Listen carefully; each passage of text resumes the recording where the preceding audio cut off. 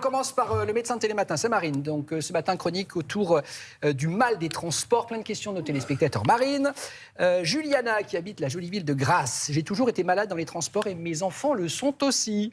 Est-ce que c'est héréditaire? C'est une bonne question. Eh bien oui, on retrouve une susceptibilité familiale et donc un lien génétique autour de ce mal des transports. Alors, il faut savoir que 20 à 30% de la population française serait concernée.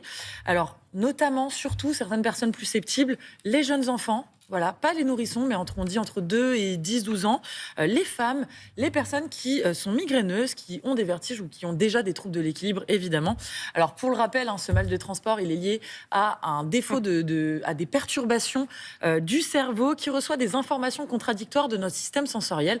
Par exemple, en voiture, comment ça marche? Eh ben, vous êtes assis sans bouger. Donc, en fait, vos muscles ne donnent pas de signaux de mouvement. Votre tête est droite et donc votre cerveau reçoit l'information de l'oreille interne qui dit que vous ne bougez pas et pourtant vos yeux voient défiler le paysage et donc voilà, votre cerveau est perturbé et donc ça provoque ce fameux mal des transports. Donc il faut bouger la tête alors. Oui, c'est ça. Non mais par contre on pourrait fermer les yeux. Au loin.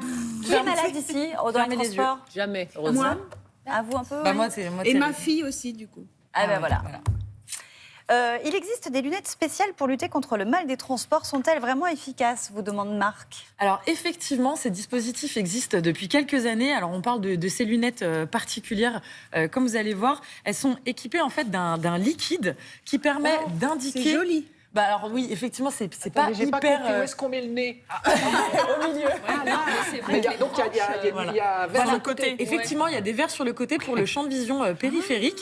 Et donc, en fait, ce liquide à l'intérieur indique les mouvements réels du véhicule, en fait. Parce que nos yeux, on travaille bien et donc ils ont tendance à stabiliser les images. Et donc, ça nous permet, en fait, de mieux coordonner justement les informations entre les yeux et le système de l'oreille interne et du corps.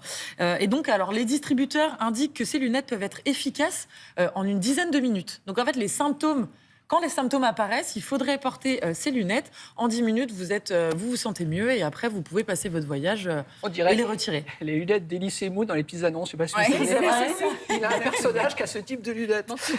Est-ce que ça sert en quelques secondes, Marine? Est-ce que ça sert à quelque chose d'aller voir un médecin spécialisé quand on souffre du mal des transports? Karine de Cognac. Oui, tout à fait. Vous pouvez aller voir donc un spécialiste, un ORL, donc avec une ordonnance de votre médecin généraliste.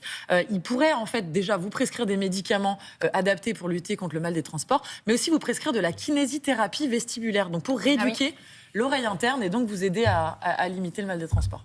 Merci Marine.